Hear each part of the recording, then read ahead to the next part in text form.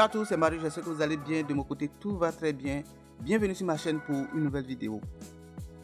Aujourd'hui, je vous donne mes impressions sur le tout nouveau Infinix 08. Ça fait déjà 3 ans que nous l'attendons et Infinix ne déçoit pas.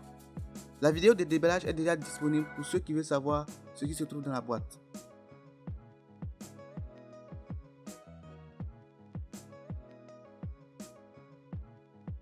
Cette vidéo va aller en détail sur les différents aspects et nouvelles fonctionnalités du téléphone. Pour le test complet, je vous invite à vous abonner et à cliquer sur la cloche car il sera disponible très prochainement. L'Infinix 08 est le téléphone le plus cher d'Infinix sur le marché en ce moment. Il est vendu en Côte d'Ivoire à 153 000 francs CFA. À ce prix, vous gagnez beaucoup. En termes de spécifications, il embarque l'Helio G90T, le processeur orienté jeu de Mediatek, 8 Go de RAM et 128 Go de stockage. Devant, on a un large écran de 6,65 pouces, LCD Full HD équipé d'un taux de rafraîchissement de 90 Hz. Je vais m'attarder sur ces deux derniers éléments, à savoir la résolution Full HD et l'affichage 90 Hz. Il faut dire que ça fait maintenant longtemps qu'Infinix nous a bloqué à la résolution standard de 720p. Que ce soit sur ces modèles entrée de gamme ou ces modèles un peu plus compétitifs de ces gammes S et Nord, on a toujours eu affaire à la même résolution HD. Ce qui n'est pas mauvais, mais pour quelqu'un comme moi qui est habitué à un écran Full HD, retourner à un écran HD m'a toujours fatigué. Il va sans dire que l'utilisation du Full HD sur le 08 est une bonne nouvelle. Les images sont simplement plus nettes.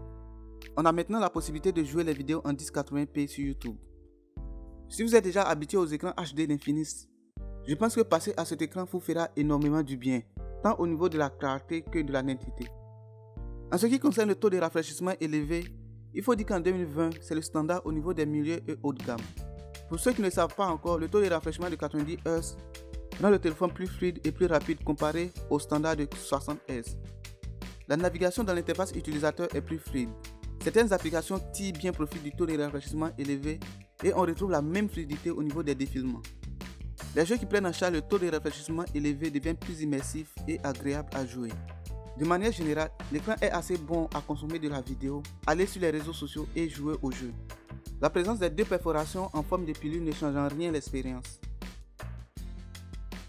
Le téléphone est propulsé par une énorme batterie de 4500 mAh. Il vient avec le Super Charge d'Infinix, un chargeur de 33 watts qui va pouvoir charger le téléphone en un rien de temps. Il se charge à l'aide d'un câble USB-C. Je sais que c'est l'utilisation d'un système de charge à 33 watts qui a poussé Infinix à utiliser l'USB-C, mais j'ose espérer que la marque ne va pas retourner au micro USB pour ses sorties moins performantes. Le port USB-C est placé au milieu, au bas du téléphone. À sa gauche, on retrouve une prise jack et à sa droite le haut-parleur. À gauche du téléphone même, on trouve le port à double carte SIM plus 4 mémoires micro SD. Au-dessus du téléphone, il n'y a rien.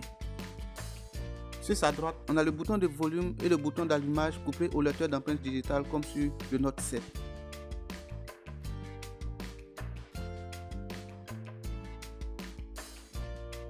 En ce qui concerne le design du téléphone, on a du verre à l'avant et ce que je pense être du plastique à l'arrière. J'ai à plusieurs reprises dit du verre ici sur les téléphones Infinix pour apprendre plus tard que c'est du plastique transparent. Le téléphone présente un design assez distinct au dos. Tous ces traits visuels sont basés sur ce losange à l'arrière. Selon Infinix, ce design est inspiré de la pyramide de Louvre. Ce losange embarque le module des caméras. Les différents capteurs sont placés de telle sorte à former un losange naturellement. Je trouve cette conception plutôt originale et unique.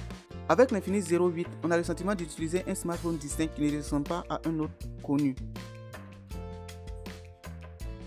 Pour revenir au module de caméra, c'est un système qui embarque 4 caméras. On a un objectif principal de 64 mégapixels, un objectif ultra grand angle de 8 mégapixels, un capteur de profondeur de 2 mégapixels et un capteur de faible luminosité de 2 mégapixels. Les caméras selfie font 48 mégapixels pour la principale et 8 mégapixels pour les images en groupe. Je pense que vous voyez le schéma qui se dessine ici au niveau de la qualité des images. On a dans les deux cas un très grand capteur associé à des capteurs à faible capacité. C'est sûr que cela va donner des images où le capteur primaire est très bon avec des images nettes et bien claires, tandis que les autres capteurs resteront à la traîne. Dans mon test complet, vous aurez les images des différents capteurs pour vous faire vous-même une idée de la qualité des images. Les caméras embarquent des fonctionnalités assez intéressantes comme la capacité d'enregistrer les images 4K avec stabilisation électronique de l'image. Et cela sur les deux caméras principales à l'avant et à l'arrière. Le mode nuit a été amélioré et est maintenant disponible sur la caméra avant aussi. On a aussi le mode Super Slow Motion qui offre des ralentis jusqu'à 960 images par seconde. Pour terminer cette analyse, je pense que l'Infinix 08 est la version améliorée du Note 7. Il est plus performant grâce à l'Helio G90T et ses 8 Go de RAM. Il est donc plus rapide et son écran de 90 Hz ne fait qu'accentuer cela en offrant plus de fluidité à l'interface et au jeu. Pour toutes ces qualités et le fait qu'il vient à moins de 150 000, je pense que ce téléphone est très abordable. À titre de comparaison, pour les mêmes spécifications, il faut débourser plus de 200 000 francs CFA, voire plus de 300 000 francs chez certains constructeurs.